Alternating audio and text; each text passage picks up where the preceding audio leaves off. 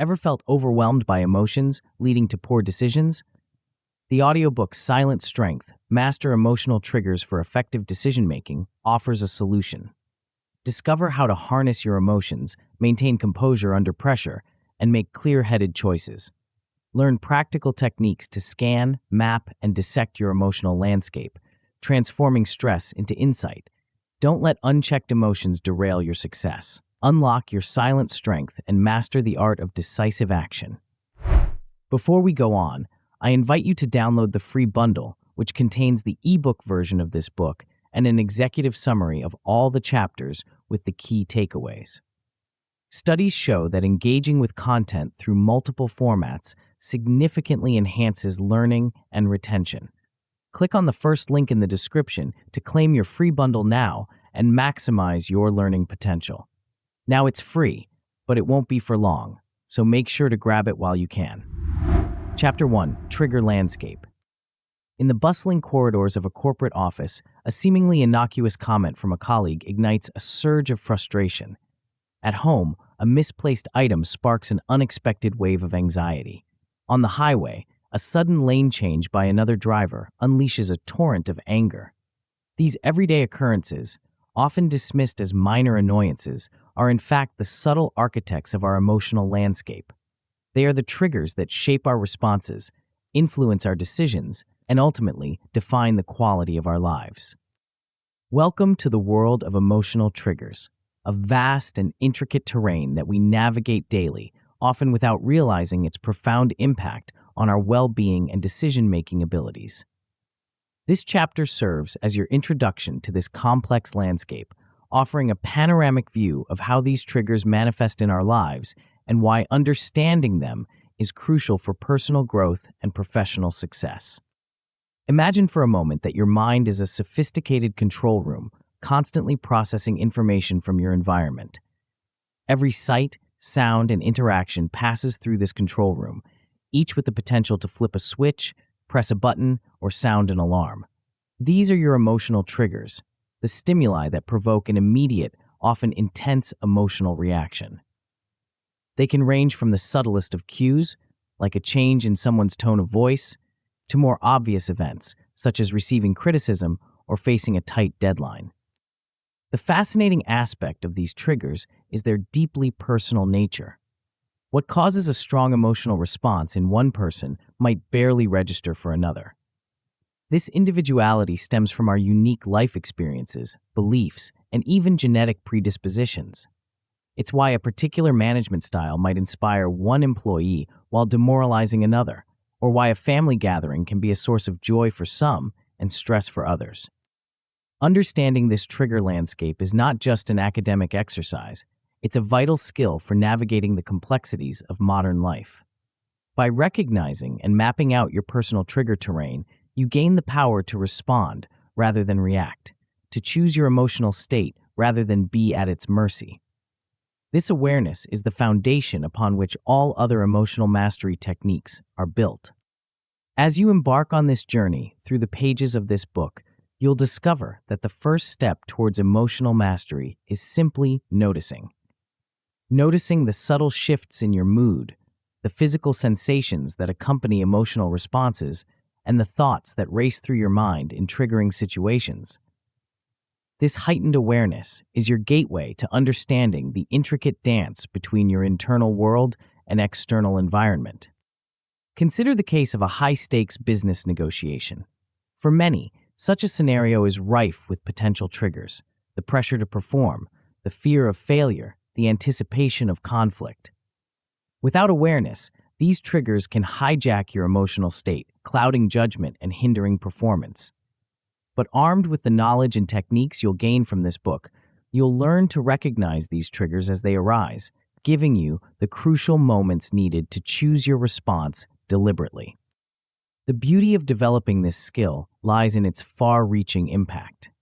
As you become more adept at navigating your trigger landscape, you'll find that your relationships improve, your stress levels decrease, and your decision-making becomes sharper and more aligned with your true goals and values. This is not about suppressing emotions or becoming detached.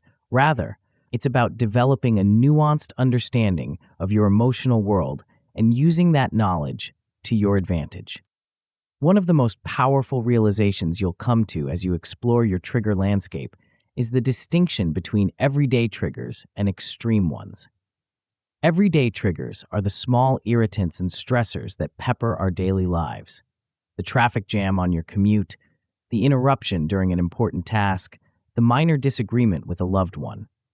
While these might seem insignificant in isolation, their cumulative effect can be substantial, gradually eroding our emotional resilience and decision-making capacity. Extreme triggers, on the other hand, are the high-stakes situations that demand our full emotional and cognitive resources.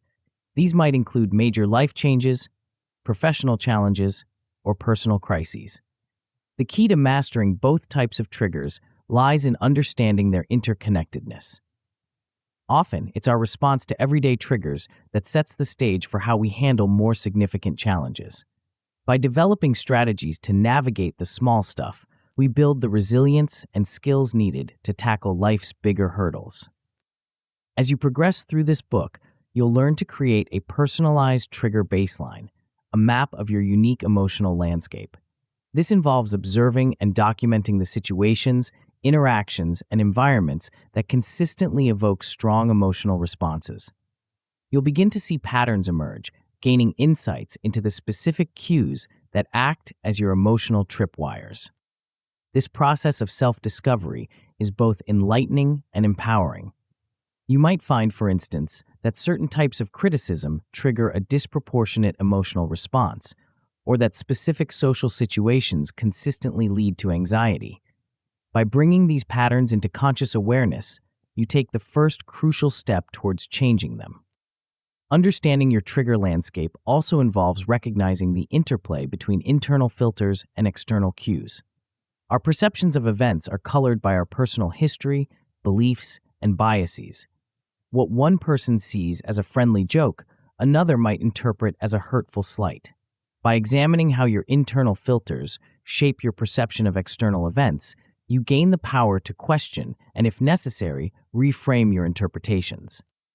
As you delve deeper into this exploration, you'll start to notice the subtle physical and mental signs that precede full-blown emotional reactions. Perhaps you'll become aware of a tightness in your chest before anxiety sets in, or notice a pattern of negative self-talk that precedes anger. These early warning signs are invaluable, providing a window of opportunity to intervene before emotions escalate. The journey of mastering your trigger landscape is ongoing, but the rewards are immense. With practice, you'll develop an almost intuitive sense of your emotional state, allowing you to navigate challenging situations with grace and clarity. You'll find yourself less reactive, more resilient, and better equipped to make decisions that align with your true values and goals. Imagine facing a critical presentation at work, armed with a deep understanding of your emotional triggers. Instead of being derailed by nervousness or self-doubt, you recognize these feelings as they arise, acknowledge them, and choose to focus on your preparation and expertise. This level of emotional mastery doesn't just improve your performance, it transforms your entire experience of challenging situations. As we conclude this chapter, it's important to remember that the goal isn't to eliminate emotional triggers.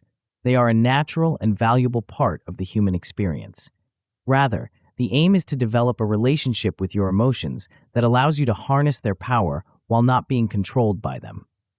The trigger landscape you're beginning to explore is rich with information about your needs, values, and areas for growth.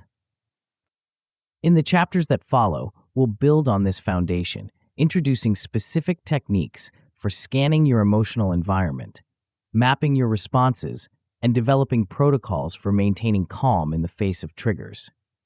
You'll learn to reframe stress, counteract cognitive biases, and ultimately achieve a level of decision mastery that combines emotional intelligence with clear, rational thinking. The path ahead is one of continuous learning and growth. Each day will present new opportunities to apply these skills, to refine your understanding of your emotional landscape, and to make choices that reflect your best self. As you turn the page to the next chapter, know that you've already taken the most crucial step, the decision to become aware of and engage with your emotional world in a new, more intentional way. The journey of emotional mastery is not always easy, but it is infinitely rewarding. It leads not just to better decision-making, but to a richer, more authentic way of living. As you continue reading, remember that each insight gained and each skill developed is a step towards a life of greater clarity, purpose, and fulfillment. The trigger landscape you're about to explore in depth holds the key to unlocking your full potential in both your personal and professional life. Before we continue, make sure to subscribe to Grow to the Top and activate notifications to receive more self-improvement tips that will supercharge your growth. And make sure to give this video a thumbs up and share it with your friends. It really helps the channel grow. Thank you for your support. Chapter 2, Trigger Scanning. Have you ever found yourself in the midst of an emotional storm, wondering how you got there? One moment you're calm and collected, and the next, you're engulfed in a whirlwind of feelings that seem to have come out of nowhere. This sudden shift can leave you feeling powerless, as if your emotions have a mind of their own. But what if I told you that these emotional surges don't actually materialize out of thin air? What if there was a way to spot the subtle signs that precede these emotional tsunamis? Welcome to the art of trigger scanning, a powerful technique that will revolutionize the way you interact with your emotional landscape. This chapter will guide you through the intricate process of identifying the exact moments when your emotions begin to spike, often before you're even consciously aware of them. It's like developing a sixth sense for your emotional well-being, allowing you to navigate the complexities of your inner world with unprecedented clarity and control. But what exactly is trigger scanning? At its core, it's about becoming attuned to the subtle physical and mental cues that signal the onset of an emotional response. It's like learning to read the early warning signs of a changing weather pattern within yourself. Just as a skilled meteorologist can predict a storm by observing minute changes in atmospheric conditions, you can learn to forecast your emotional weather by paying attention to the small shifts in your internal environment. The importance of this skill cannot be overstated. By detecting these early signals, you gain a crucial advantage in the realm of emotional regulation. It's the difference between being caught off guard by a tidal wave of emotion and seeing the water recede before the wave hits, giving you time to prepare and respond effectively. This early detection system is your key to preventing minor triggers from snowballing into full-blown emotional reactions that can derail your day, your relationships, or even your long-term goals. But here's the fascinating part. Your brain is already doing much of this work behind the scenes. Recent advances in affective neuroscience have revealed that regions of the brain, particularly the amygdala, can process emotional stimuli at lightning speed, often before our conscious mind has had a chance to catch up. This means that your body and subconscious mind are already reacting to emotional triggers before you're even aware of them. The challenge, then, is to bridge the gap between this rapid subconscious processing and your conscious awareness. This is where the practice of trigger scanning comes into play. By systematically tuning into the subtle signals your body and mind are sending, you can tap into this wealth of emotional information that's constantly flowing beneath the surface of your awareness. So, what are these signals we're looking for? They can be broadly categorized into physical and mental cues. On the physical side, you might notice changes in your breathing pattern. Perhaps it becomes shallower or more rapid. You might feel a sudden tension in certain muscle groups, like a tightness in your chest or a clenching of your jaw. Even subtle shifts in your facial expressions can be telltale signs of an impending emotional response. Mental cues can be equally revealing. You might catch yourself falling into repetitive thought patterns or notice your mind racing from one idea to another. These mental loops are often the cognitive precursors to more intense emotional states.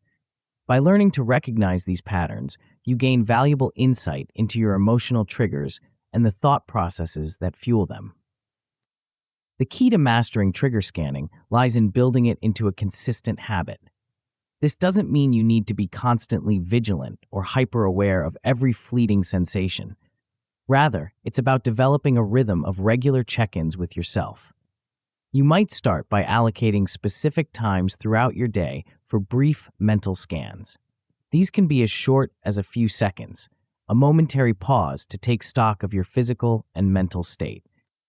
To support this habit-building process, you can employ simple reminders or prompts. Some people find it helpful to set gentle alarms on their phone or watch. Others prefer to link their check-ins to existing routines, like taking a moment to scan before starting a meal or after finishing a task. The goal is to make these check-ins feel natural and integrated into your daily life, rather than an additional burden or chore. As you develop this scanning habit, you'll start to recognize what I call the threshold of emotional activation. This is the point at which a trigger begins to gain momentum, but before it has fully taken hold. Identifying this threshold is crucial because it represents your window of opportunity for early intervention. It's the moment when you can choose to redirect your attention, shift your perspective, or employ other emotional regulation techniques to prevent a full-blown emotional reaction. But what does early intervention look like in practice? It might involve taking a few deep breaths to center yourself when you notice tension building. It could mean consciously reframing a situation that you recognize as potentially triggering. Or it might simply involve acknowledging the emotion that's beginning to form, without judgment or resistance. The specific tools you use will depend on the situation and your personal preferences, but the key is to have a repertoire of strategies ready to deploy when you catch those early warning signs. As you embark on this journey of trigger scanning, it's important to approach it with a spirit of curiosity and self-compassion. You're not trying to eliminate emotions or control them completely. That's neither possible nor desirable. Instead, you're developing a more nuanced and informed relationship with your emotional landscape.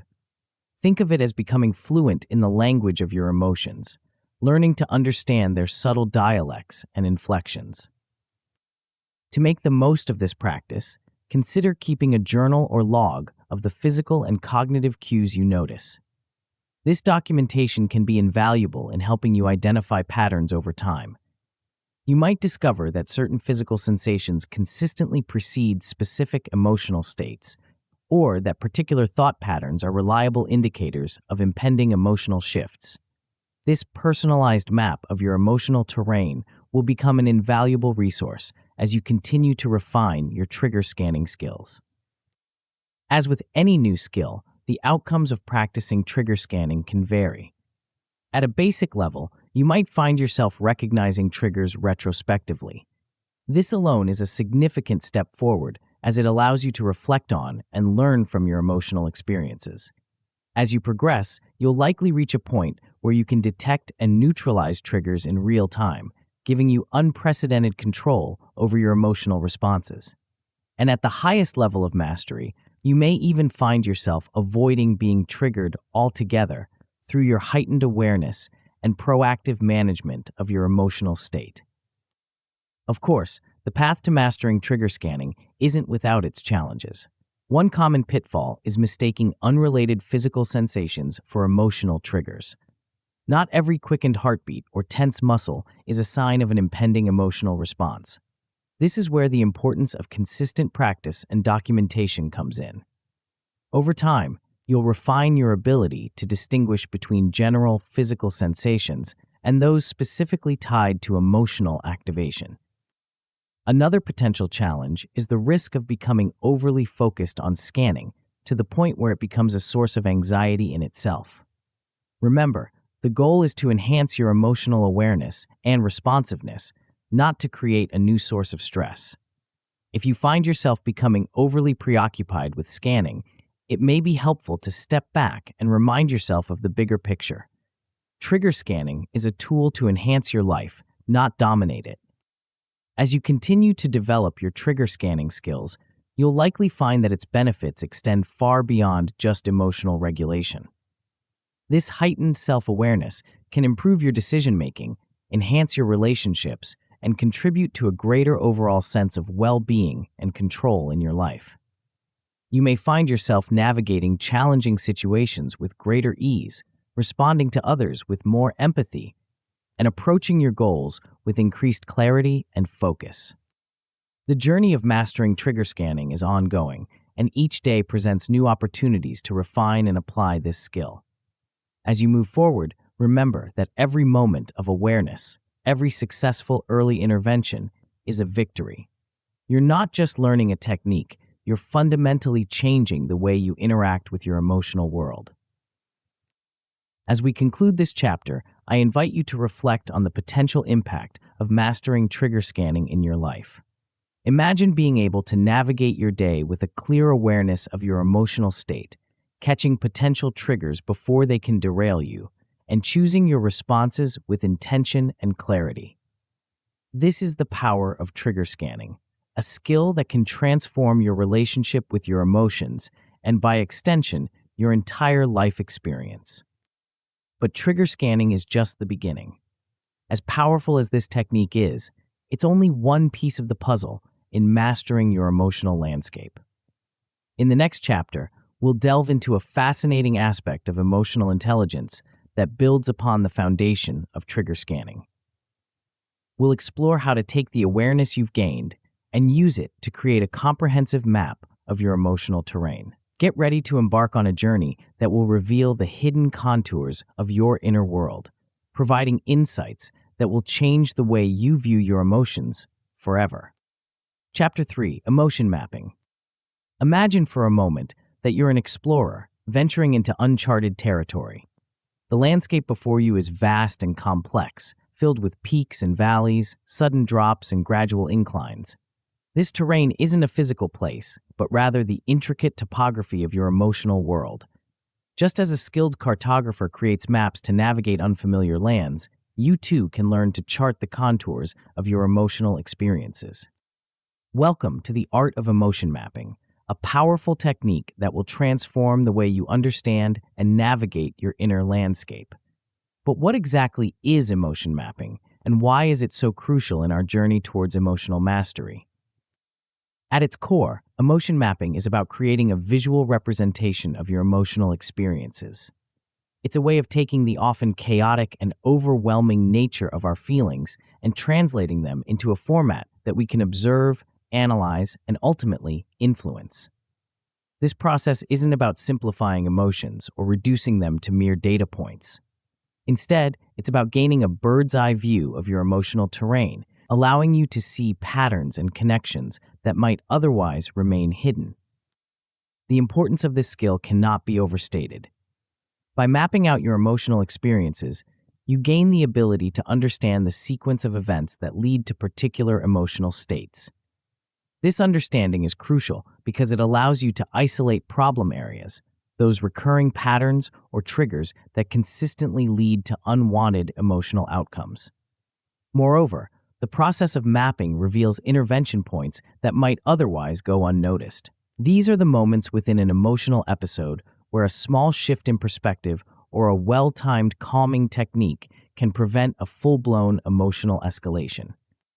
But to truly grasp the power of emotion mapping, we need to delve deeper into the nature of emotions themselves. Contrary to how they might feel in the moment, emotions don't simply appear out of nowhere, fully formed and at maximum intensity. Instead, they follow a predictable progression, building up over time like a wave gathering strength before it crashes onto the shore. This progression typically unfolds in three main phases. The first phase involves low-level signals, those initial sparks of irritation or discomfort that are often so subtle we barely notice them. These might manifest as a slight tightening in your chest, a fleeting negative thought, or a momentary feeling of unease. In isolation, these signals might seem insignificant, but they're often the first indicators that an emotional episode is beginning to unfold. As these low-level signals accumulate, we enter the second phase, the accumulation phase. This is where tension or unease begins to grow more noticeable. You might find your thoughts starting to race, or notice physical sensations becoming more pronounced. It's during this phase that many people first become consciously aware that they're experiencing an emotional response. Finally, we reach the peak phase, the height of the emotional response. This is where the emotion is at its most intense and often most difficult to manage. It's the point where you might feel overwhelmed, where rational thinking becomes challenging, and where you're most likely to act in ways you might later regret. Understanding these phases is crucial because each presents unique opportunities for intervention. By mapping out this progression, you can start to identify the specific points where a small action on your part can have the most significant impact in managing the emotional episode. So how do we go about creating these emotional maps? The process begins with creating a visual blueprint of your emotional experiences. This doesn't require artistic skill. A simple sketch or diagram can be incredibly effective. Start by drawing a timeline of a recent emotional episode, from its earliest beginnings to its peak intensity. Along this timeline, note your thoughts, physical sensations, and any external events that seem to influence the emotion's progression. As you create this visual representation, pay particular attention to the flow of your emotional experience. How did one thought or sensation lead to another? Were there moments where the intensity seemed to plateau before rising again? By diagramming these thoughts and reactions, you begin to see the unique shape of your emotional episodes. Once you have this basic outline, the next step is to add intervention markers. These are the key stopping points, moments within the emotional progression where you believe you could potentially intervene to change the course of the episode. These might be points where you could apply a calming technique, shift your perspective, or even remove yourself from a triggering situation. The beauty of this approach is that it transforms abstract emotional experiences into concrete, visual data that you can analyze and learn from. It's like creating a roadmap of your inner world, complete with signposts indicating where you might take a different turn to reach a more desirable destination. But emotion mapping isn't just a retrospective tool. As you become more skilled in this practice, you'll find that you can begin to apply your emotional maps in real time during emotional episodes. This is where the true power of the technique becomes apparent. By recognizing the familiar contours of an emotional buildup as it's happening, you can make informed decisions about how to respond, drawing on the insights you've gained from your mapping process. Of course, our emotional landscapes are not static. As we grow and change, so too do our emotional patterns and triggers.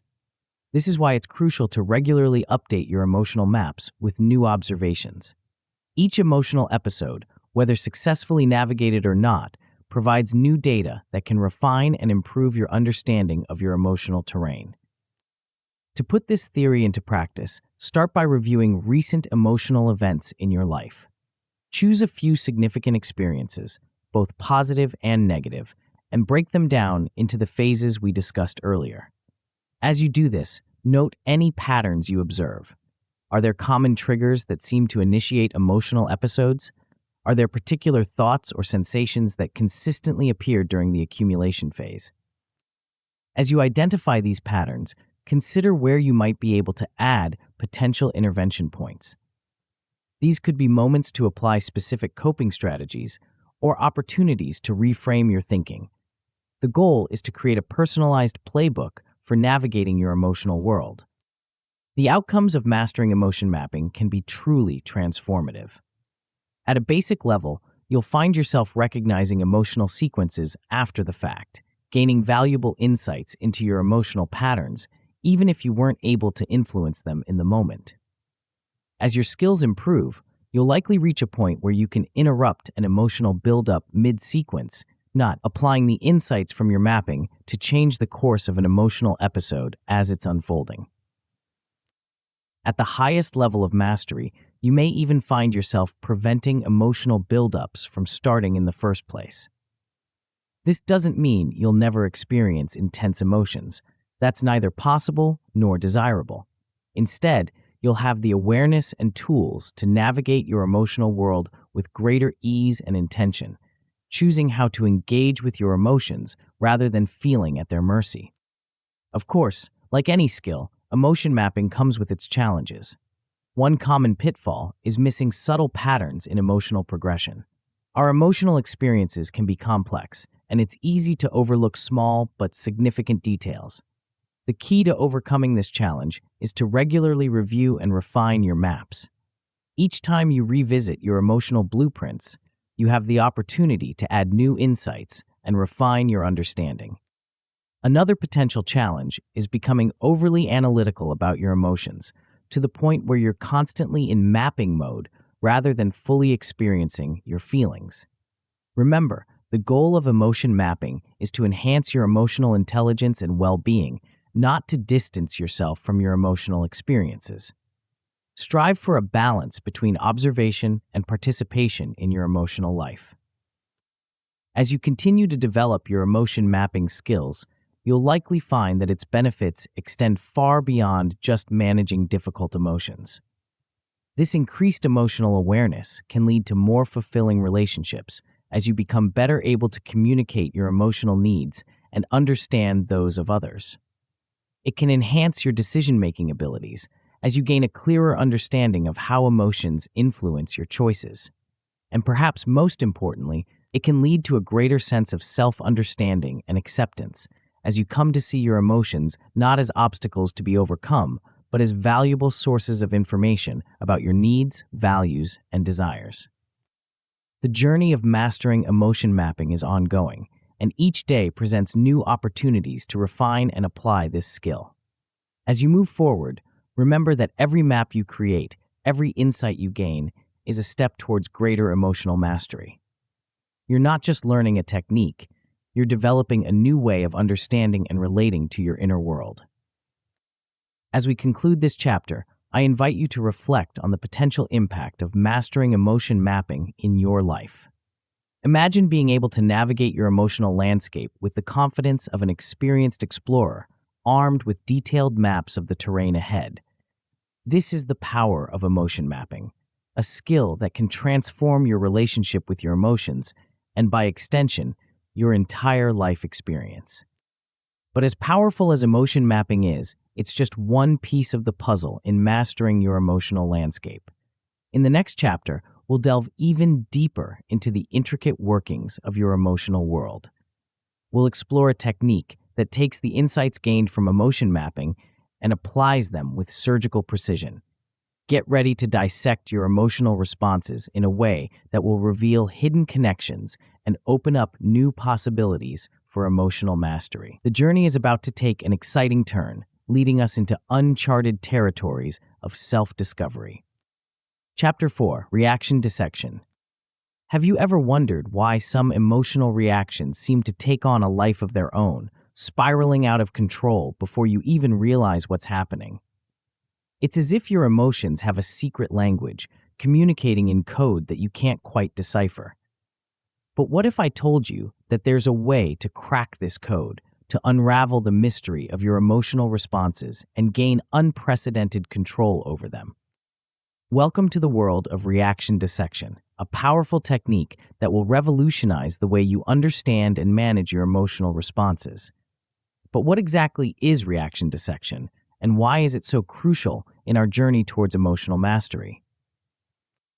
At its core, reaction dissection is about peeling back the layers of your emotional responses, examining each component with the precision of a scientist. It's like taking apart a complex machine to understand how each gear and spring contributes to its overall function. But in this case, the machine is your emotional reaction, and the components are the various aspects of your experience that come together to create that reaction. The importance of this skill cannot be overstated. Our emotional reactions are far more complex than they might appear on the surface. They're not singular, monolithic experiences, but rather intricate tapestries woven from multiple interconnected threads. By learning to isolate and examine each of these threads, we gain the ability to intervene in our emotional processes with unprecedented precision and effectiveness. But to truly grasp the power of reaction dissection, we need to delve deeper into the nature of emotional reactions themselves. Recent advances in psychological and neuroscientific research have revealed that our emotional responses are composed of three primary layers: the physical, the cognitive, and the behavioral. These layers don't exist in isolation, but are intricately interconnected, each influencing and reinforcing the others in a complex dance of emotion. Let's start with the physical layer. This is perhaps the most immediately noticeable aspect of our emotional reactions. It includes all the bodily sensations that accompany our emotions: the tension in your muscles when you're angry, the rapid heartbeat when you're anxious, or the changes in your posture when you're feeling dejected. These physical manifestations are not just side effects of our emotions, they're integral components of the emotional experience itself. Next, we have the cognitive layer. This encompasses all the thoughts, beliefs, and mental patterns that arise during an emotional episode. It might include negative self-talk when you're feeling down, catastrophic thinking when you're worried, or racing thoughts when you're excited. These cognitive processes shape our interpretation of events and can significantly amplify or dampen our emotional responses. Finally, there's the behavioral layer. This refers to the actions and impulses that result from our emotions. It might manifest as abrupt gestures when you're frustrated, the urge to withdraw when you're feeling overwhelmed, or impulsive actions when you're angry. These behaviors are the outward expression of our internal emotional state and can often feed back into the cycle, reinforcing or escalating the emotion. Understanding these layers is crucial because they don't operate in isolation. Instead, they form an interconnected system, each layer influencing and being influenced by the others.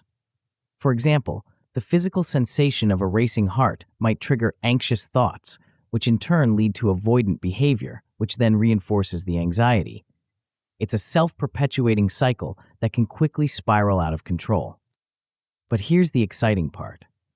By understanding this interconnected nature of our emotional reactions, we gain a powerful insight.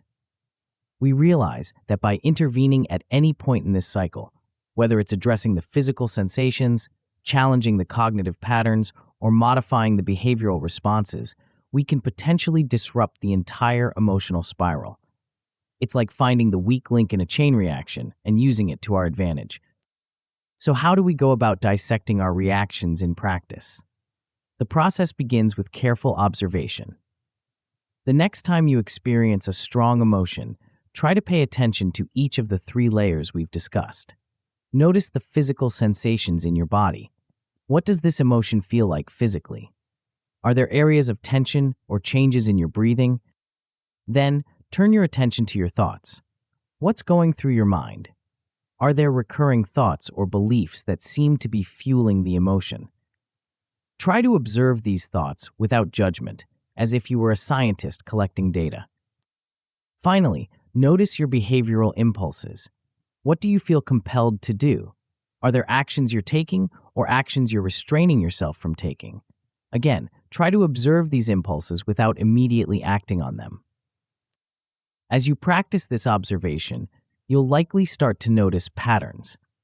Perhaps certain physical sensations tend to trigger specific thoughts, or particular thoughts consistently lead to certain behaviors. By documenting these patterns, you begin to create a detailed map of your emotional reactions, much like the emotion mapping we discussed in the previous chapter. But reaction dissection isn't just about observation, it's also about intervention. Once you've identified the components of your emotional reactions, you can begin to experiment with targeted interventions. If you notice that physical tension tends to trigger negative thoughts, you might focus on relaxation techniques to address the physical layer. If catastrophic thinking seems to be the primary driver of your anxiety, cognitive restructuring techniques might be most effective. If impulsive behaviors are causing problems, strategies for impulse control could be the key. The beauty of this approach is that it allows for precision in your emotional management strategies. Rather than applying a one-size-fits-all approach to emotional regulation, you can tailor your interventions to address the specific components that are most problematic in your individual emotional reactions. As you become more skilled at reaction dissection, you'll likely find that you can start to reconstruct better responses to emotional triggers. This doesn't mean suppressing or eliminating your emotions. That's neither possible nor desirable.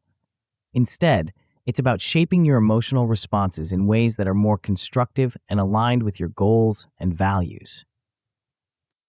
For example, if you notice that your default response to stress is to become tense, think negatively, and withdraw from others, you might work on reconstructing a new response pattern. This could involve consciously relaxing your muscles, challenging negative thoughts with more balanced perspectives, and reaching out to others for support. Over time, with practice, these new response patterns can become more automatic, replacing the old, less helpful reactions. The potential outcomes of mastering reaction dissection are truly transformative. At a basic level, you'll likely experience increased awareness of your physical and cognitive reactions to emotional stimuli. This awareness alone can be powerful, giving you a sense of clarity and control over your emotional experiences.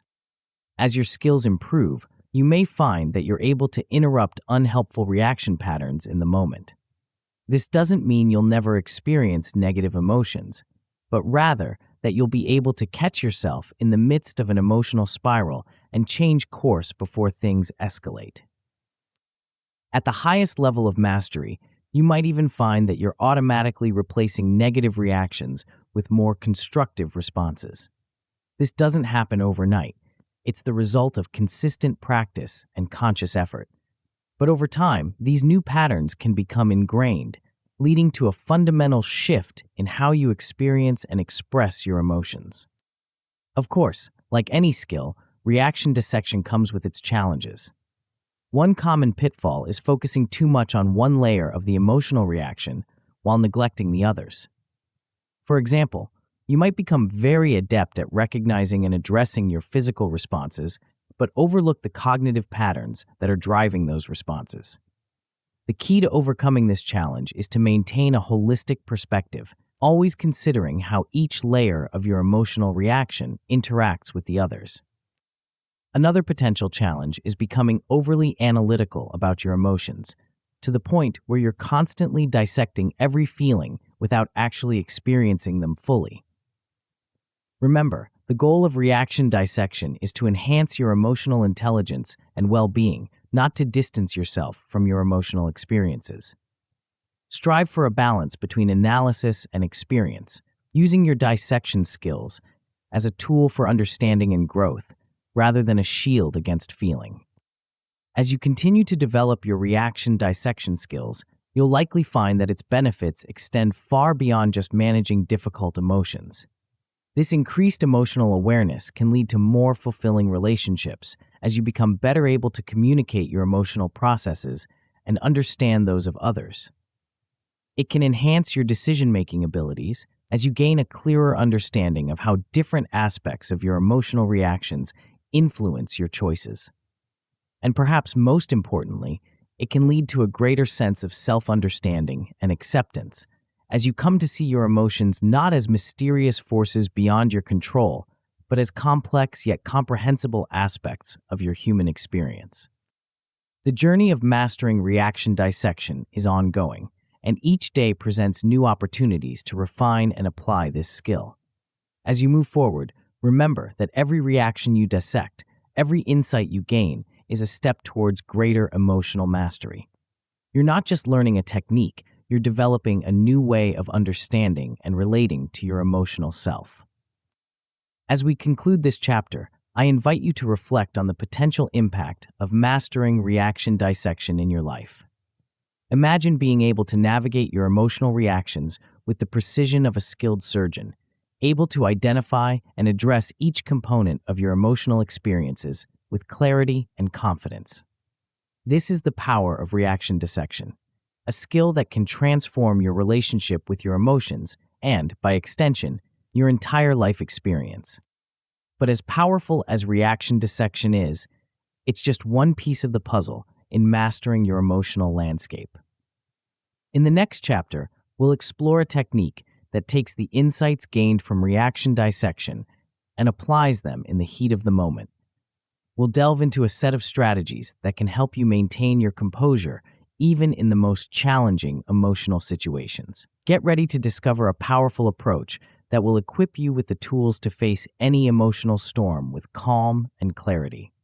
The journey is about to take an exciting turn, leading us into the realm of emotional resilience and self-mastery. Chapter 5: Calm Protocols. Imagine standing in the eye of a storm, surrounded by chaos, yet perfectly still and composed. The winds of emotion howl around you, but you remain unshaken, a beacon of tranquility amidst the tumult. This isn't just a fanciful metaphor. It's a state of being that you can achieve, even in the most emotionally charged situations. But how?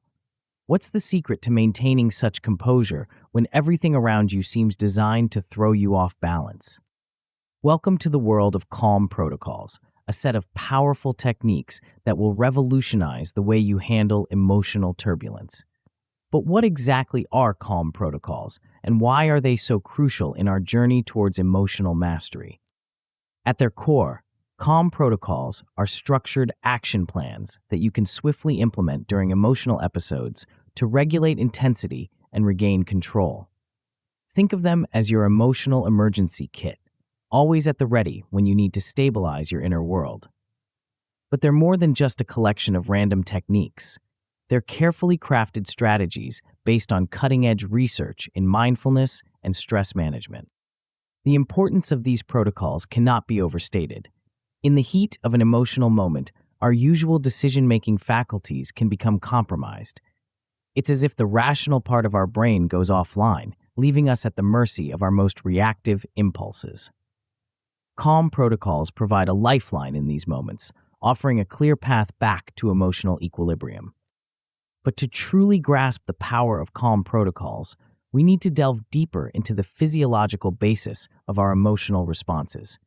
When we experience intense emotions, our body's fight or flight response kicks in, flooding our system with adrenaline and cortisol. This evolutionary mechanism, while useful in truly dangerous situations, can be counterproductive in our day-to-day lives, leading to impulsive actions and clouded judgment. Here's where the magic of calm protocols comes in. Studies have shown that short, consistent interventions can activate the parasympathetic nervous system, effectively counteracting the body's adrenaline-fueled response. It's like having an internal reset button that you can press to restore balance to your system. One of the most powerful tools in our Calm Protocol toolkit is controlled breathing. It might seem almost too simple to be effective, but the impact of deliberate breath patterns on our emotional state is profound. When you're in the grip of a strong emotion, your breathing often becomes shallow and rapid. By consciously slowing and deepening your breath, you send a powerful signal to your nervous system that it's safe to relax. Try this. Take a slow, deep breath in through your nose, counting to 4. Hold it for a moment, then exhale slowly through your mouth, counting to 6. Repeat this a few times. Do you notice a shift in how you feel? This simple technique, when practiced regularly, can become a powerful ally in maintaining emotional equilibrium. But calm protocols aren't just about physical techniques. They also involve mental strategies, such as reframing. This is the practice of consciously shifting your language and perspective to neutralize emotional intensity. For example, instead of thinking, "This is a disaster," you might reframe it as, "This is a challenge I can learn from." This subtle shift in language can have a profound impact on your emotional state. One of the key advantages of calm protocols is their versatility. They can be adapted to fit into even the busiest of schedules. For those moments when you don't have the luxury of a long meditation session, rapid reset methods can be invaluable. These are quick techniques you can use to regain focus and composure in a matter of seconds. One such method is the short pause. This involves taking a brief moment to step back mentally from whatever situation you're in. Close your eyes, take a deep breath, and give yourself permission to reset.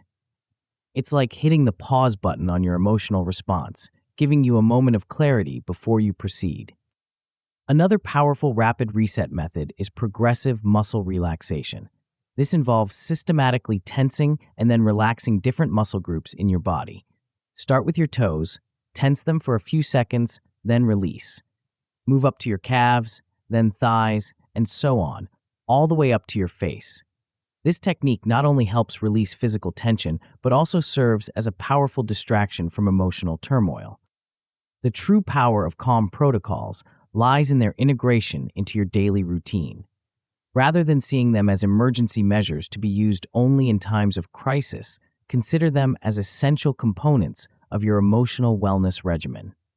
Just as you might have a daily routine for physical health, you can establish micro-rituals throughout your day to maintain emotional stability. These micro-rituals could be as simple as taking 3 deep breaths before starting a meeting, or spending a minute practicing mindful awareness while waiting for your computer to boot up. The key is consistency. By regularly practicing these techniques when you're not under stress, you build the neural pathways that make them more accessible when you really need them. As you become more adept at using calm protocols, you'll find that you can layer different techniques for even greater effect. You might combine controlled breathing with mental reframing, or use progressive muscle relaxation while practicing positive self-talk. This multifaceted approach addresses the physical, cognitive, and behavioral aspects of your emotional response, providing a comprehensive strategy for emotional regulation. To truly make calm protocols a part of your life, it's essential to practice them regularly. Set aside time each day to practice controlled breathing exercises. This doesn't have to be a long session. Even 5 minutes a day can make a significant difference. As you practice, pay attention to how your body feels, the rhythm of your breath, and the gradual sense of calm that washes over you. In addition to breathing exercises, take some time to create personal affirmations or reframes that resonate with you.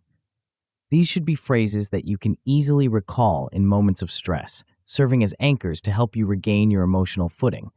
For example, you might choose phrases like, "I am calm and in control," or "This too shall pass."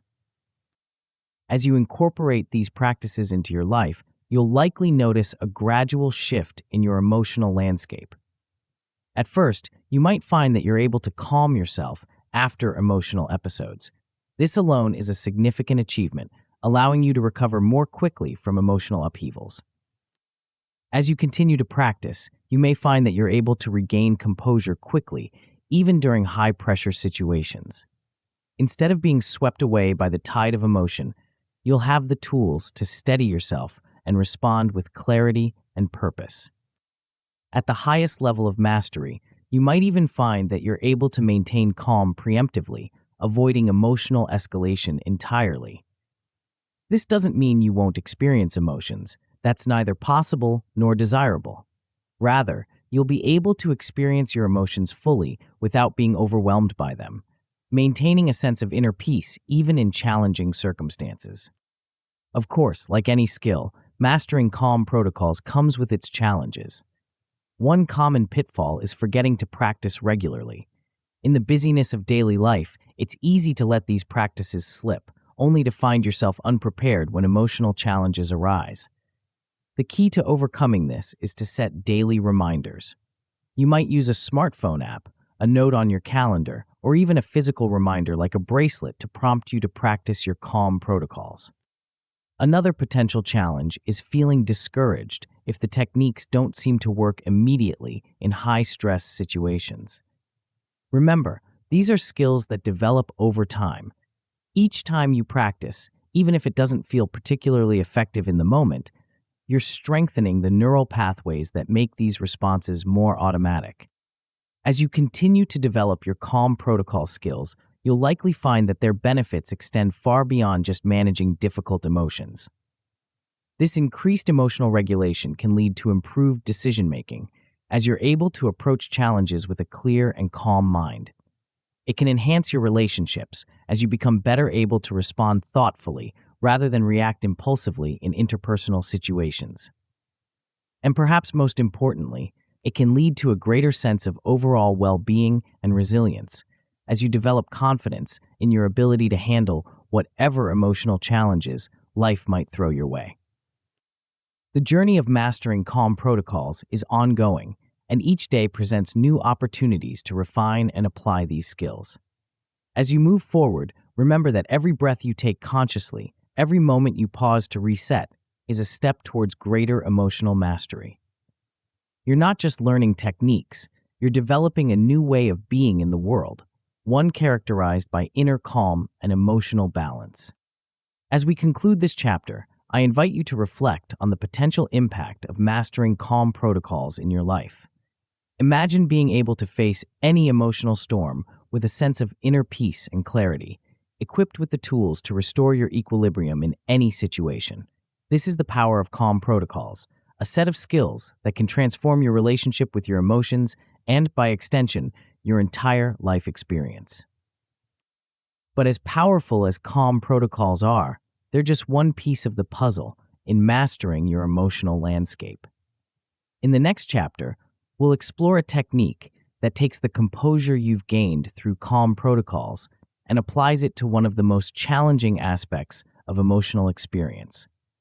We'll delve into a powerful approach that can transform one of your greatest emotional burdens into a source of strength and insight. Get ready to discover a perspective shift that will revolutionize the way you view emotional challenges, opening up new possibilities for growth and resilience.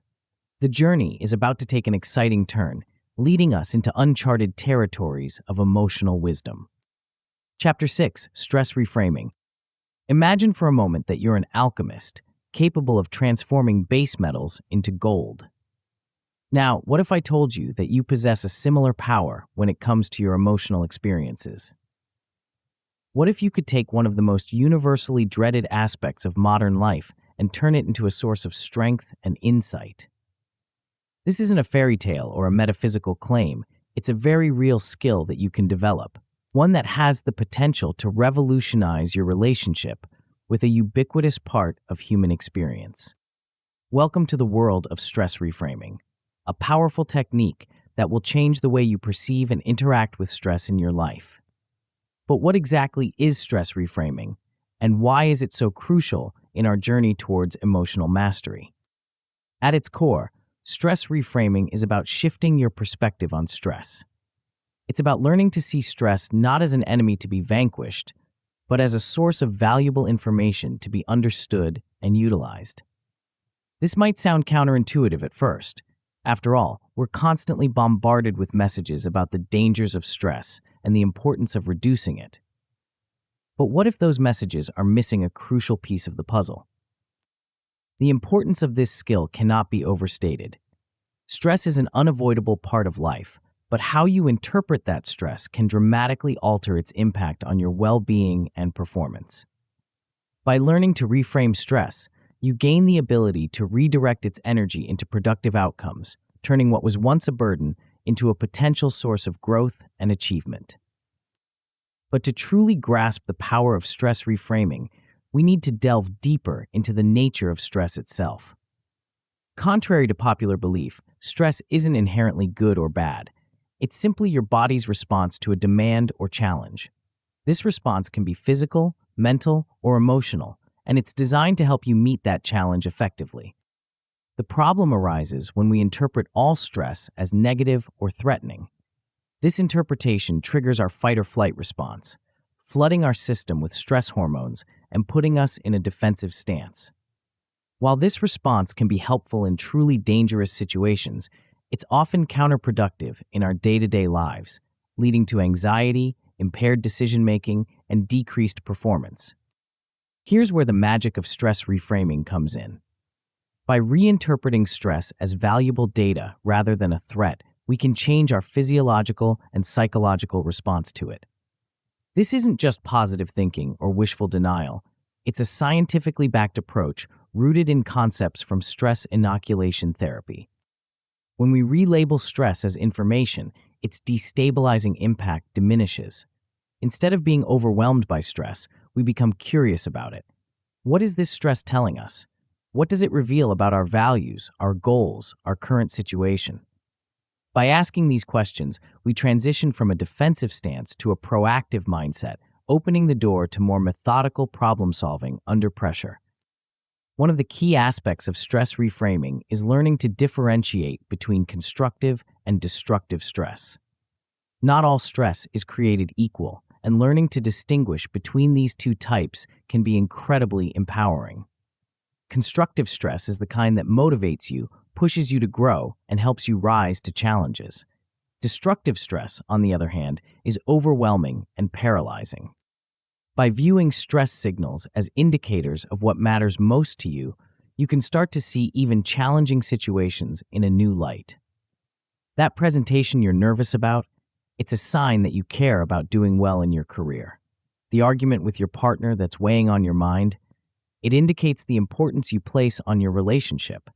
By reframing stress in this way, you transform it from a burden into a compass, guiding you towards what's truly important in your life. A crucial part of stress reframing involves shifting your internal dialogue. Instead of thinking, "I can't handle this," try reframing it as, "This is challenging, but manageable." This subtle shift in language can have a profound impact on your stress response. It moves you from a position of helplessness to one of capability, opening up possibilities for action and problem solving. Another powerful aspect of stress reframing is learning to detach emotionally to evaluate stress objectively. This doesn't mean becoming cold or unfeeling. Rather, it's about creating a bit of mental distance between yourself and the stressful situation, allowing you to assess it more clearly. Imagine you're a scientist observing your stress response. What physical sensations do you notice? What thoughts are running through your mind? By adopting this perspective, you can gather valuable data about your stress response without getting caught up in it. Once you've reframed your stress and gathered this data, the next step is channeling that stress constructively. Remember, stress activates your body's arousal system, giving you a surge of energy. Instead of letting that energy manifest as anxiety or tension, you can redirect it into problem solving and planning. The key is to see this heightened state not as a problem to be solved, but as a resource to be utilized. For example, if you're feeling stressed about an upcoming deadline, instead of ruminating on all the ways you might fail, channel that energy into creating a detailed action plan. Break down the task into manageable steps, set mini deadlines for yourself, and get to work. By doing this, you're not just coping with stress, you're using it as fuel for productivity and achievement. One of the most powerful aspects of stress reframing is that it can create a positive feedback loop. Each time you successfully reframe a stressful situation and channel it constructively, you reinforce your belief in your ability to handle stress. This, in turn, makes it easier to reframe stress in the future, creating an upward spiral of resilience and capability. To put this theory into practice, start by creating a list of your common stressors. These might include things like public speaking, tight deadlines, interpersonal conflicts, or financial pressures.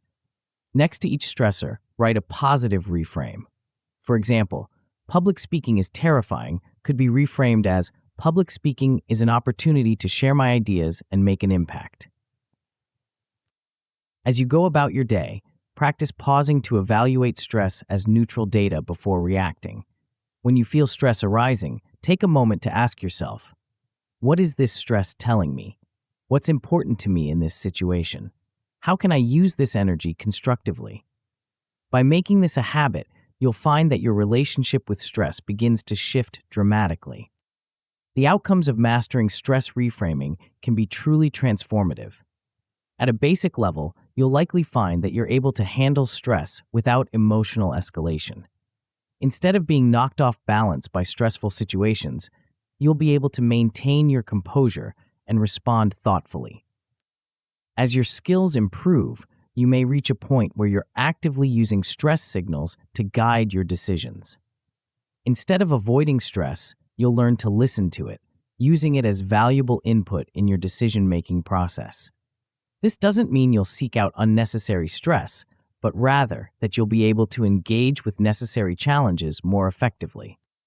At the highest level of mastery, stress can become a tool to fuel peak performance and problem solving. Athletes, performers, and high achievers in various fields often talk about being in the zone, a state of heightened focus and performance that often occurs under pressure.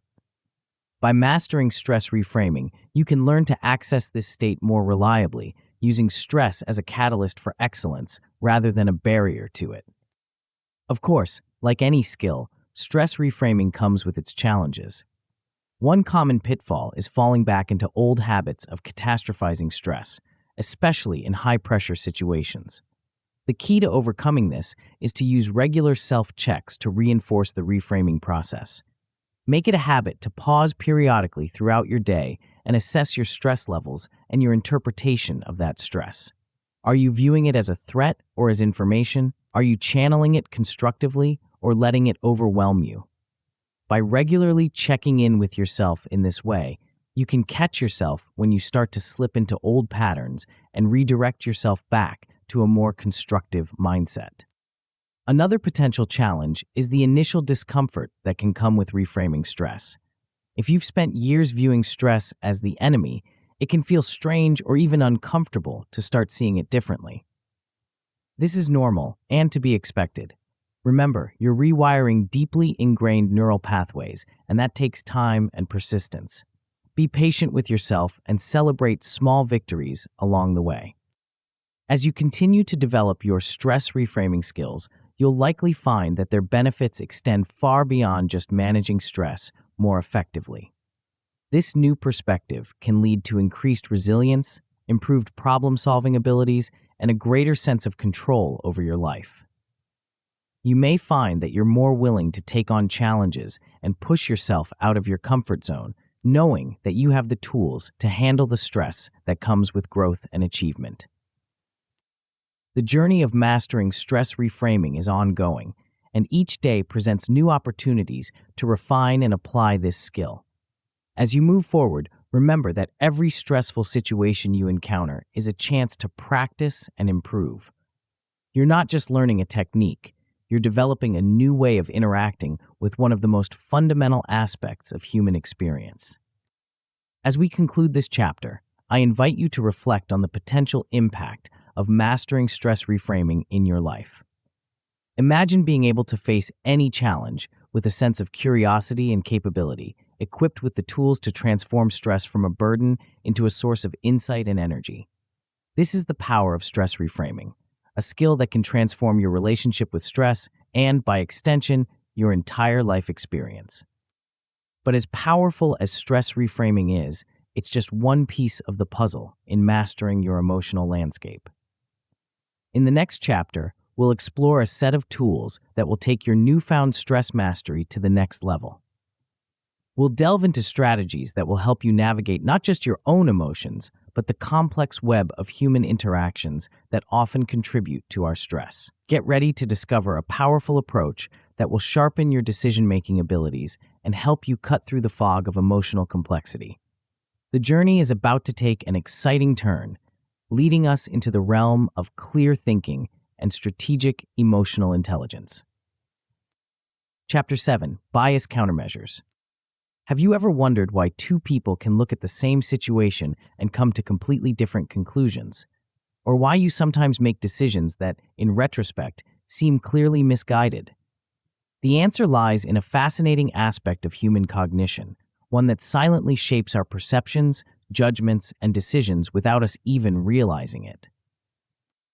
Welcome to the world of cognitive biases, the hidden architects of our mental landscape. But don't worry, this chapter isn't about pointing out flaws in your thinking. Instead, it's about equipping you with a powerful set of tools, bias countermeasures, that will revolutionize the way you approach decision-making and emotional regulation. But what exactly are these bias countermeasures, and why are they so crucial in our journey towards emotional mastery? To understand this, we first need to delve into the nature of cognitive biases themselves. Cognitive biases are systematic errors in thinking that occur when we're processing and interpreting information in the world around us. They're like mental shortcuts or rules of thumb that our brains use to make sense of complex information quickly.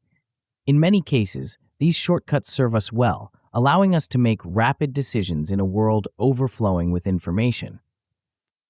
However, these same shortcuts can lead us astray especially when we're under emotional strain. This is where the importance of bias countermeasures comes into play. By learning to identify and counteract these biases, we can significantly improve the quality of our decision-making and emotional responses. The relationship between emotions and cognitive biases is particularly crucial to understand. Emotional states often amplify our biases, making it even harder to maintain objectivity.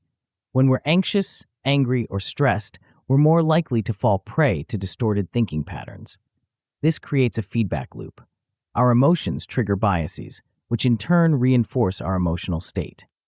But here's the exciting part. Research in behavioral economics and psychology has shown that conscious recognition of these biases, combined with structured questioning of our assumptions, can significantly neutralize their effects. In other words, by becoming aware of our biases and actively challenging them, we can break free from their influence and make clearer, more rational decisions even in emotionally charged situations. Let's explore some of the most common cognitive distortions that can cloud our judgment. One of the most pervasive is confirmation bias. This is our tendency to seek out information that supports our pre-existing beliefs while ignoring or discounting contradictory evidence. It's like wearing a pair of tinted glasses that only let us see what we already believe to be true. Another common distortion is catastrophizing. This is when we automatically assume the worst possible outcome in a given situation. It's the voice in your head that turns a minor setback into an impending disaster. While it's important to consider potential negative outcomes, catastrophizing takes this to an extreme, often leading to unnecessary anxiety and poor decision-making. Then there's anchoring bias, our tendency to rely too heavily on the first piece of information we encounter when making decisions. This initial information serves as an anchor that influences all subsequent judgments, even if it's not particularly relevant or accurate. Understanding these biases is the first step, but the real power lies in developing practical checks and balances to counteract them. One effective strategy is structured questioning. This involves deliberately asking yourself questions that challenge your initial assumptions. For example, if you find yourself catastrophizing about an upcoming presentation, you might ask, "What evidence do I have that this will be a disaster? What's a more realistic outcome?" Another powerful countermeasure is using objective data to validate or challenge your assumptions. This means looking beyond your immediate feelings and perceptions to seek out concrete facts and figures. It's about training yourself to ask, what does the evidence actually show, rather than relying solely on your gut feelings or initial impressions. Creating a bias-resistant mindset is an ongoing process, one that requires developing habitual awareness of cognitive distortions. This doesn't mean constantly second-guessing yourself, but rather cultivating a healthy skepticism towards your own thoughts and judgments. It's about developing the ability to step back and ask, is this thought based on facts, or could it be influenced by a bias? One effective way to reinforce this mindset is to link unbiased thinking to your long-term personal or professional goals. When you recognize how clearer, more objective thinking can help you achieve your ambitions, you're more likely to put in the effort to overcome your biases.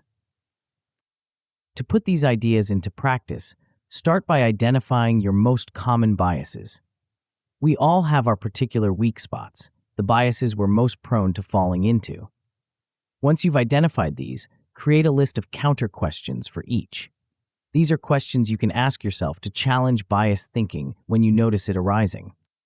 It's also helpful to practice challenging biased thoughts in low-stakes situations before applying these techniques to more significant decisions. This allows you to build your skills and confidence in a relatively safe environment. For example, you might practice noticing and challenging biased thoughts about small, everyday occurrences before tackling biases related to major life decisions. As you develop your bias countermeasures, you'll likely find that the outcomes can be truly transformative. At a basic level, you might start recognizing biases in hindsight and reflecting on them. This alone is a significant step forward, as it allows you to learn from past experiences and make better decisions in the future. As your skills improve, you may reach a point where you can identify and address biases in real time. This is where the real power of bias countermeasures becomes apparent. Imagine being able to catch yourself in the act of biased thinking and redirect your thoughts towards a more objective perspective. This skill can be invaluable in both personal and professional contexts, allowing you to navigate complex situations with greater clarity and effectiveness. At the highest level of mastery, you might find that you instinctively think in ways that avoid bias altogether. This doesn't mean you'll never experience biased thinking. We're all human, after all. But it does mean that unbiased, objective thinking becomes your default mode, requiring less conscious effort and allowing you to make clearer decisions more consistently. Of course, like any skill, developing effective bias countermeasures comes with its challenges. One common pitfall is overlooking subtle biases or rationalizing distorted thoughts.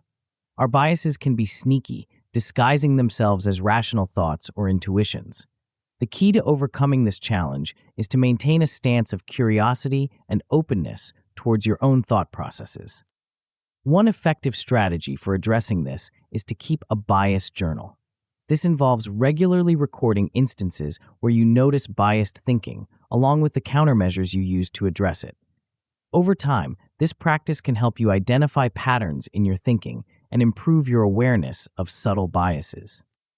Another potential challenge is the discomfort that can come with challenging your own thoughts and beliefs. It's not always easy to admit that our perceptions might be distorted or that our judgments might be flawed. This is where self-compassion becomes crucial. Remember, the goal isn't to berate yourself for biased thinking, but to gently and consistently guide yourself towards clearer, more objective perspectives. As you continue to develop your bias countermeasures, you'll likely find that their benefits extend far beyond just making better decisions. This increased cognitive clarity can lead to improved relationships as you become better able to see situations from multiple perspectives. It can enhance your problem-solving abilities, allowing you to approach challenges with a more open and flexible mindset.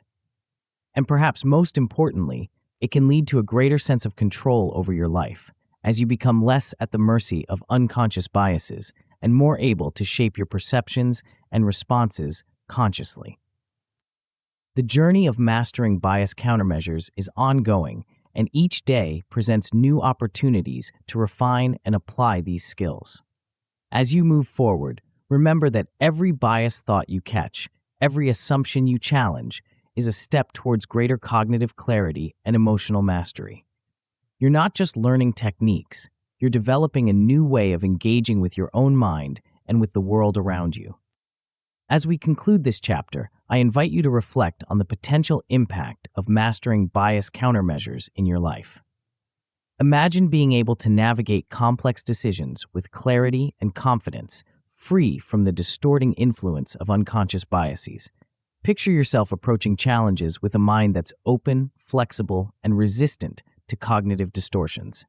This is the power of bias countermeasures, a set of skills that can transform your decision-making abilities and, by extension, your entire life experience. But as powerful as bias countermeasures are, they're just one piece of the puzzle in mastering your emotional and cognitive landscape. In the next chapter, we'll explore how to bring together all the skills you've learned so far into a cohesive, powerful system for emotional mastery.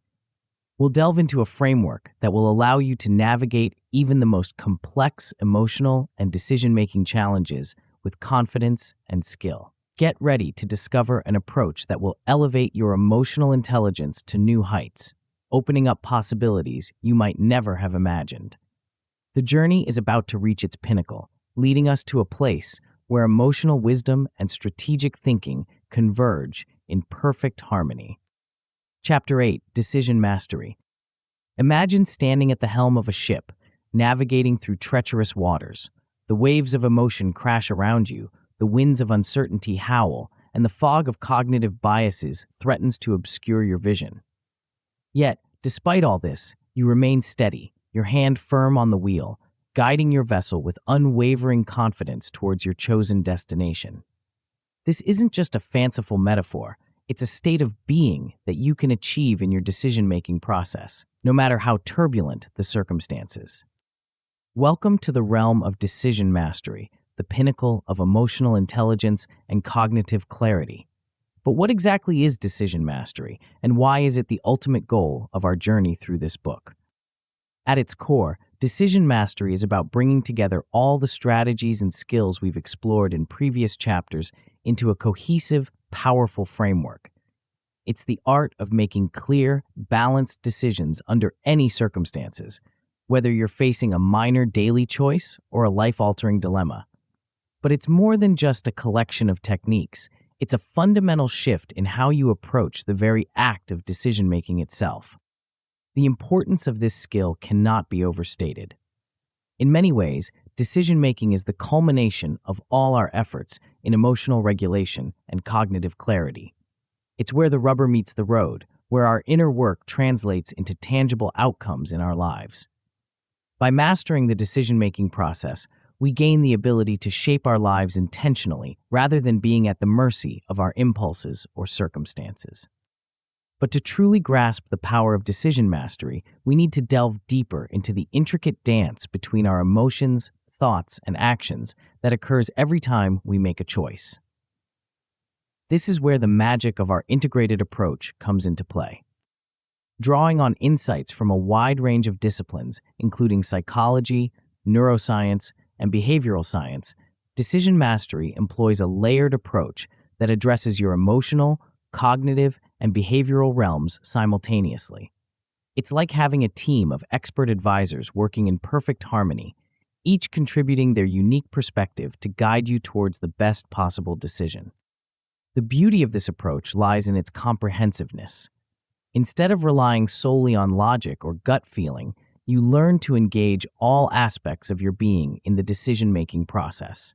Your emotions provide valuable data about what matters to you. Your rational mind helps you analyze the facts and potential outcomes, and your behavioral awareness ensures that you're able to follow through on your choices effectively. But how do we bring all these elements together in a practical, applicable way? This is where the sequential flow of our decision mastery framework comes into play.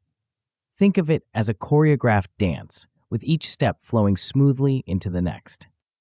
We begin with scanning, using the skills we learned earlier to quickly assess our emotional state and identify any potential triggers or biases that might be influencing us.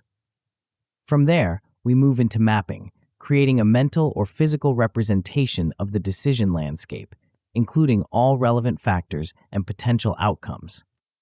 Next comes dissection, where we break down the decision into its component parts, examining each aspect in detail. This is followed by our calming protocols, ensuring that we maintain emotional equilibrium throughout the process. Then we apply our reframing techniques, looking at the decision from multiple angles and perspectives. Finally, we engage in bias management, actively countering any cognitive distortions that might be clouding our judgment. This might sound like a lot to remember, but with practice, these steps begin to flow together seamlessly. And the beauty of this framework is its flexibility. You can adapt it to suit different types of decisions, whether you need to make a quick choice on the spot or have time for a more in-depth analysis of a complex issue. One of the key elements of decision mastery is the use of a pre-decision checklist. This is a personalized tool that helps ensure you're in the right emotional and cognitive state to make a decision. It might include questions like, have I taken a moment to calm my mind? Am I aware of any potential biases influencing me? Do I have all the necessary facts? This checklist acts as a safeguard, preventing you from rushing into decisions when you're not fully prepared. Equally important is the practice of post-decision reflection. After making a significant decision, take time to review the outcome and the process that led to it. What worked well? What could be improved? This reflection is crucial for refining your decision-making skills over time. As you continue to practice decision mastery, you'll likely find that your confidence grows and your decision-making becomes more consistent, even in high-pressure situations. This is because you're not just relying on willpower or trying to think positive. Instead, you're systematically addressing all the factors that influence decision-making, from emotional triggers to cognitive biases to behavioral patterns. Over time, with consistent practice, you may find that many aspects of this process become automated. What once required conscious effort starts to feel more natural and intuitive. It's like learning to drive a car. At first, you have to think about every action, but eventually, it becomes second nature. This automation frees up mental resources, allowing you to tackle even more complex decisions with ease. To help build this consistency and track your progress, consider setting personal milestones for your decision-making journey. These could be based on the types of decisions you're able to handle effectively, the speed at which you can work through the process, or the outcomes you're able to achieve. Celebrating these milestones not only boosts your confidence, but also reinforces the habits that lead to effective decision-making. Now, let's talk about how to put all of this into practice. One effective approach is to create a personalized decision-making flowchart that incorporates all the strategies we've discussed. This visual guide can serve as a roadmap, helping you navigate through the decision-making process step by step. You might start with a basic version and refine it over time as you gain more experience and insight into your personal decision-making patterns. It's also crucial to practice applying this framework in low-stakes situations before tackling major life decisions. This allows you to build your skills and confidence in a relatively safe environment. For example, you might use the full decision mastery process to decide on weekend plans or to resolve a minor work issue. As you become more comfortable with the process, you can gradually apply it to more significant decisions. As you develop your decision mastery skills, you'll likely find that the outcomes can be truly transformative. At a basic level, you might find yourself consistently making logical, well-thought-out decisions in calm moments. This alone is a significant achievement, as it allows you to navigate your daily life with greater ease and effectiveness. As your skills improve, you may reach a point where you can effectively apply the framework even during high-stakes situations. Imagine being able to maintain your composure and make clear, balanced decisions even when under intense pressure or facing significant uncertainty. This ability can be invaluable in both personal and professional contexts, allowing you to navigate complex situations with confidence and skill. At the highest level of mastery, you might find that you're able to apply the decision-making framework almost instinctively, without conscious effort. This doesn't mean you'll never face challenging decisions. Life will always present us with complex choices. But it does mean that you'll have the tools to approach these challenges with a sense of calm confidence, knowing that you have a reliable system for navigating even the most difficult decisions. Of course, like any skill, developing decision mastery comes with its challenges. One common pitfall is the tendency to skip steps when under pressure or to misjudge our emotional readiness to make a decision. In the heat of the moment, it can be tempting to rush through the process or to convince ourselves that we're ready to decide when we're actually still too emotionally charged. The key to overcoming this challenge is to use visual aids and reminders, especially in the early stages of practicing decision mastery. This could be as simple as keeping a printed version of your decision-making flowchart nearby, or setting reminders on your phone to pause and check in with yourself before making important choices. Over time, as the process becomes more ingrained, you'll likely find that you need these external reminders less and less. Another potential challenge is the fear of making the wrong decision. It's important to remember that the goal of decision mastery isn't to guarantee perfect outcomes every time. That's simply not possible in our complex, unpredictable world. Instead, the aim is to ensure that you're making the best possible decisions based on the information and resources available to you at the time. By focusing on the quality of your decision-making process rather than solely on outcomes, you can free yourself from much of the anxiety that often accompanies important choices. As you continue to develop your decision mastery skills, you'll likely find that their benefits extend far beyond just making better choices. This increased decisiveness and clarity can lead to greater confidence in all areas of your life. You may find that you're more willing to take calculated risks, to pursue ambitious goals, and to navigate complex interpersonal dynamics with greater ease. Moreover, the skills you develop through practicing decision mastery, emotional regulation, cognitive clarity, bias management are transferable to many other aspects of life. You may find that you're better able to communicate your thoughts and feelings, to empathize with others, and to approach challenges with a more balanced, holistic perspective.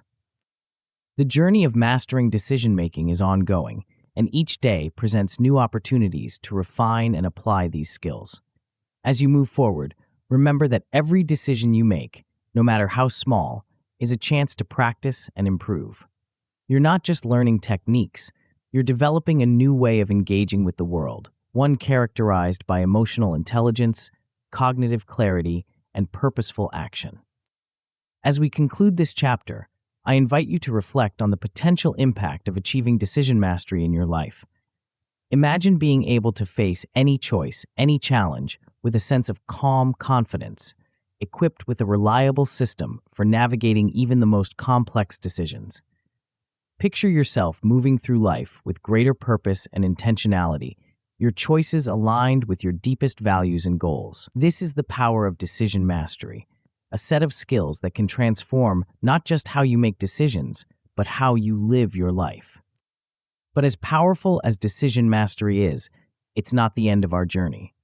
In the final chapter, we'll explore how to take all that you've learned and weave it into the very fabric of your daily life. We'll delve into strategies that will help you not just maintain these skills, but continue to grow and evolve in your emotional and cognitive mastery. Get ready to discover how to turn these powerful techniques into lifelong habits, creating a foundation for ongoing growth and fulfillment. The journey is about to come full circle, leading us to a place where mastery becomes second nature and where the real adventure of living with emotional intelligence truly begins. Chapter 9, Reinforcing Tactics. As we reach the final chapter of our journey together, it's time to shift our focus from learning to living. You've acquired a powerful set of tools for emotional mastery and decision-making, but the true magic lies in how you weave these skills into the fabric of your daily life. This chapter is about transformation, not just of your skills, but of your very way of being in the world. Think back to where you were when you first opened this book. Perhaps you felt overwhelmed by your emotions, unsure of how to navigate complex decisions, or frustrated by recurring patterns in your life. Now, imagine a future where you move through life with a sense of calm confidence, where you face challenges not with fear, but with curiosity and capability. This isn't just a dream, it's a reality that's within your grasp.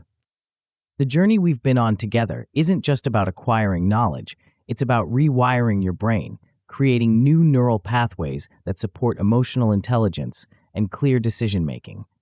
But here's the crucial part. These new pathways need to be reinforced to become your default mode of operation. This is where the power of habit formation comes into play. Research in habit formation has shown us that repetition, combined with deliberate self-monitoring, is the key to cementing new behaviors. It's not enough to know the techniques. You need to practice them consistently, observe your progress, and adjust your approach as needed. This might sound like a lot of work, but here's the exciting part. As you systematically reinforce these tools, they become more than just techniques. They become a part of who you are. Let's talk about how the skills you've learned can empower you in your daily life. One of the most immediate impacts you're likely to notice is a greater sense of confidence in navigating emotionally charged situations. Where once you might have felt overwhelmed or reactive, you now have the tools to remain centered and responsive. This newfound emotional stability isn't just about feeling better. It translates directly into enhanced decision-making in both personal and professional contexts. Imagine walking into a high-stakes meeting at work or having a difficult conversation with a loved one. In the past, the emotional intensity of these situations might have clouded your judgment or led to impulsive reactions. Now, you have the ability to stay calm, think clearly, and make decisions that align with your true values and goals. This isn't about suppressing your emotions, it's about channeling their energy constructively while maintaining a clear perspective. One of the most profound ways these skills can impact your life is through improved relationships. By staying calm in challenging interactions, you create space for better communication and reduced conflict. Moreover, your ability to recognize emotional triggers, both in yourself and others, leads to more empathetic and understanding interactions. You become not just a better communicator, but a better listener, able to truly hear and respond to the needs and concerns of those around you. The skills you've developed also open up new possibilities for leadership and influence. You'll find yourself able to maintain composure in high-stakes decisions, leading with clarity and confidence in emotionally demanding situations. This doesn't just benefit you. It creates a ripple effect, inspiring confidence in those around you and fostering a more positive, productive environment, whether at work, at home, or in your community. As you continue to practice the concepts from this book, you'll likely notice that your results improve with less and less conscious effort. Emotional regulation, once a challenging task, becomes second nature. Decision-making that once required careful deliberation starts to feel more intuitive and effortless. This doesn't mean you'll never face challenges or difficult emotions. Life will always have its ups and downs, but you'll have the tools to navigate these challenges with grace and resilience. Let's take a moment to consolidate the key techniques we've covered. We started with trigger scanning, learning to identify the early signs of emotional activation. We then moved on to emotion mapping, creating a visual representation of our emotional landscape. Reaction dissection taught us to break down our responses into their component parts, while calm protocols gave us strategies for maintaining equilibrium in challenging moments. Stress reframing showed us how to view stress as valuable data rather than a threat, and bias countermeasures equipped us to recognize and counteract cognitive distortions. Finally, we brought it all together with decision mastery, creating a comprehensive framework for clear, balanced decision-making. To reinforce these strategies, consider creating a daily checklist of habits. This might include a morning mindfulness practice to set a calm tone for the day, regular check-ins to scan for emotional triggers, and an evening reflection on the decisions you made and how you applied the techniques you've learned. Habit building and maintenance are crucial for long-term success. Consider implementing self-monitoring routines to track your emotional triggers and decision-making processes. This could be as simple as keeping a journal or using a smartphone app to log your experiences. Additionally, establishing accountability structures can be incredibly helpful. This might involve scheduling periodic self-reviews or seeking feedback from trusted friends, family members, or mentors. To put this into practice, try scheduling weekly reflection sessions to review your progress. During these sessions, assess how you've applied the techniques you've learned, what challenges you've faced, and what successes you've achieved. Set specific goals for improving your emotional management and decision outcomes in the coming week. Of course, this journey isn't without its potential pitfalls. One common challenge is falling back into old habits due to inconsistent practice. The key to overcoming this is to use reminders and rewards to maintain motivation and consistency. This might involve setting alarms on your phone to prompt regular check-ins, or treating yourself to something special when you achieve a milestone in your emotional mastery journey. As we come to the end of our journey together, I want to leave you with a powerful truth. The skills you've developed aren't just techniques to be applied in isolation. They represent a fundamental shift in how you engage with the world. You've developed the ability to navigate your inner landscape with precision and grace, to make decisions with clarity and confidence, and to engage with others from a place of emotional intelligence and empathy. This isn't just about managing your emotions or making better decisions, although those are certainly valuable outcomes. It's about living a life of greater purpose, authenticity, and fulfillment. It's about having the courage to pursue your deepest aspirations, knowing that you have the emotional resilience and decision-making prowess to navigate whatever challenges arise. Imagine waking up each day with a sense of calm confidence, knowing that whatever the day brings, you have the tools to respond with wisdom and grace. Picture yourself moving through life with greater ease and flow, your actions aligned with your values, your relationships deepened by your emotional intelligence. Envision yourself achieving goals you once thought were out of reach, not through force or struggle, but through clarity of purpose and mastery of your inner world. This is the gift you've given yourself by embarking on this journey of emotional and cognitive mastery. But remember, this isn't the end, it's just the beginning. The skills you've learned are not static, they're dynamic, growing, and evolving as you continue to apply them in your life. Each day presents new opportunities to deepen your practice, to refine your skills, and to discover new depths of emotional intelligence and decision-making prowess. As you close this book and step back into your daily life, carry with you the knowledge that you have within you the power to shape your emotional experiences, to make wise decisions, and to create the life you truly desire. You are no longer at the mercy of your emotions or circumstances. You are the master of your inner world and the architect of your destiny. Yet, as you embark on this journey of emotional mastery, you may find yourself facing a new challenge: how to maintain clear, logical thinking in the face of difficult situations. The skills you've learned are powerful, but to truly unlock their potential, there's one more crucial piece of the puzzle.